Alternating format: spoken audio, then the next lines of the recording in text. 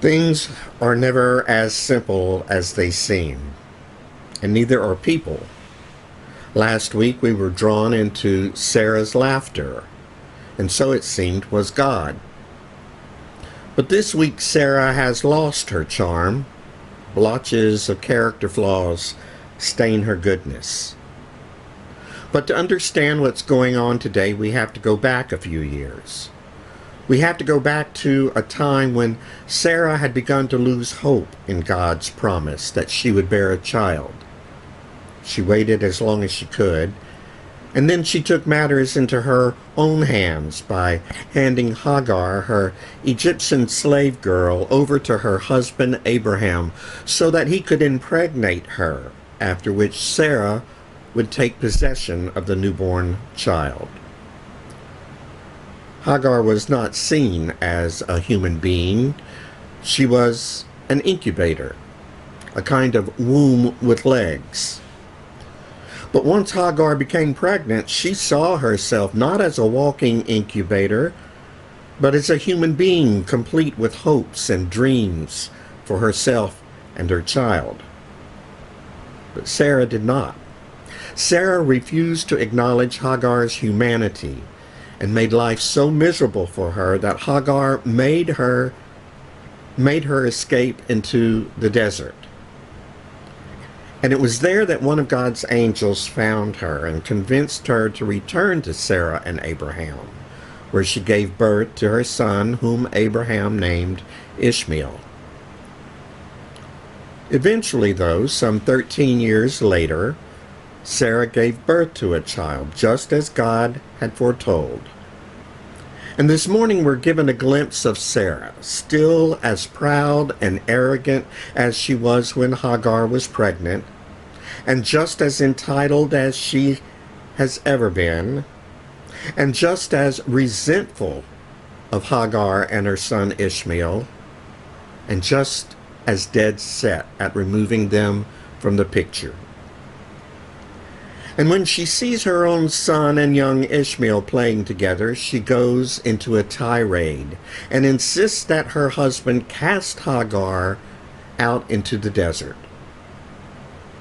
She's unable to even speak their names because to do so would acknowledge their humanity. "Cast out this slave woman with her son," she says, "for the son of this slave woman shall not inherit along with my son Isaac." And Abraham does. Instead of taking a stand for justice and what is right, Abraham is complicit. He is deaf to his wife's words of prejudice, and he turns a blind eye to her brutality against Hagar.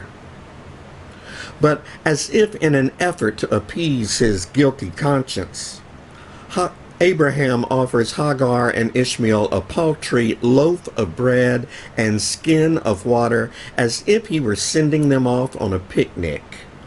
And he turns his back on them as they make their way into the desert wilderness.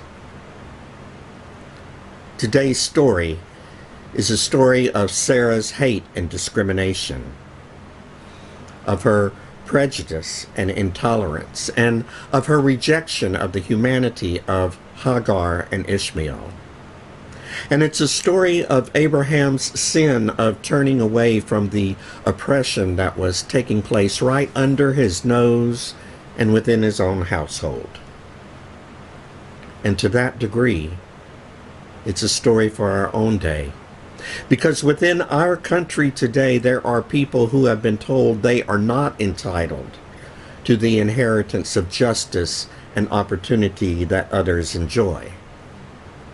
There are people whose humanity has been rejected, people whose human rights have been denied them.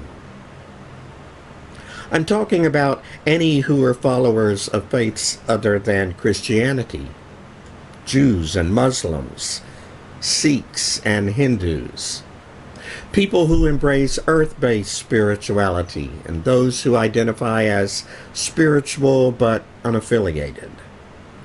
All good people who have experienced everything from rejection to outright violence by others who profess to be Christians.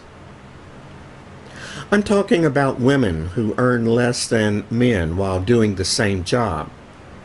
Women for whom sexual harassment is a way of life. Just like Sarah refused to acknowledge the humanity in Hagar, men continue to deny the humanity of women, as evidenced by the spike in domestic violence during the COVID-19 pandemic, as much as a 33% increase. I'm talking about the asylum seekers who are fleeing the violence of their countries and who are caged like common animals in ours. Migrants forced to live in the shadows who are unable to access decent work, health, and housing. I'm talking about transgender people who, by order of the White House, are no longer entitled to health care if a doctor or hospital so chooses. I'm talking about the fact that it takes a Supreme Court battle to protect LGBT people from being fired from the workplace because of who they are and how they love. A battle won against the Trump administration, which had urged the justices to take a narrow view of the half-century-old Civil Rights Act.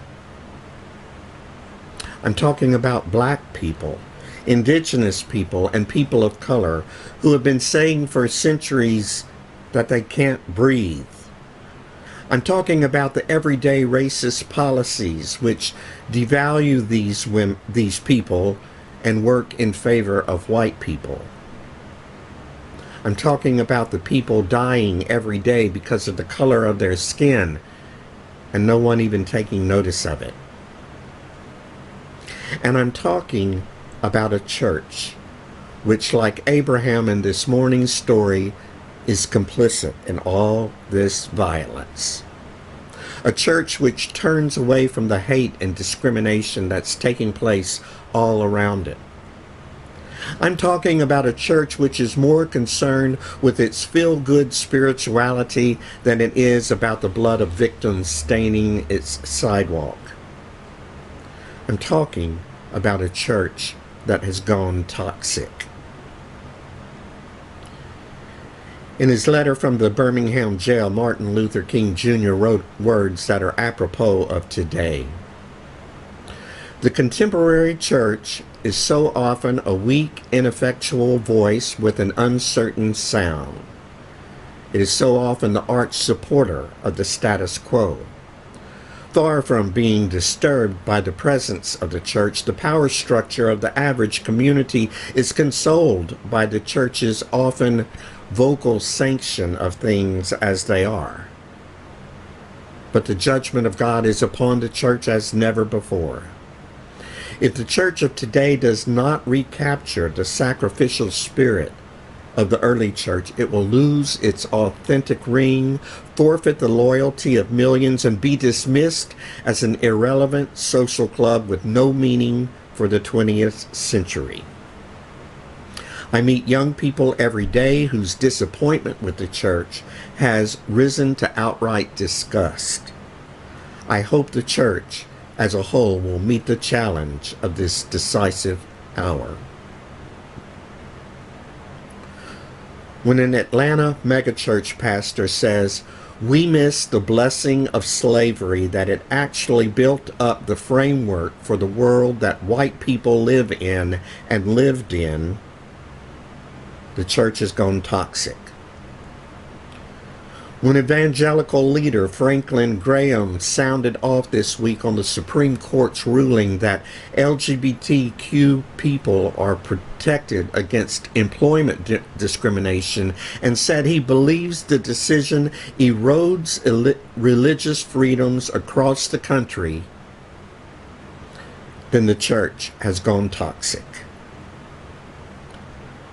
I think God is disappointed in the church when it refuses to take a stand against prejudice and discrimination, just as disappointed as God must have been when Abraham refused to say no to Sarah.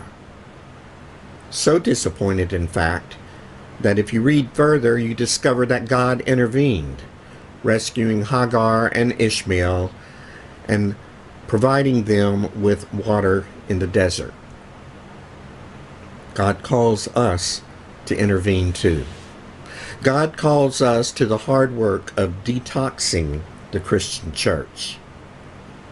The church can be better than who we have been thus far. God invites us to open our eyes and recognize the humanity of our sisters and brothers. God summons us to the work of dismantling the racism that is embedded within our systems and structures. God beckons us to insist on equal rights for women and the disabled and the elderly and the migrants and refugees and the LGBTQ community. There's a lot of work to do. And the temptation is to turn away from it all, like Abraham did in this morning's text. But God calls us to a higher plane.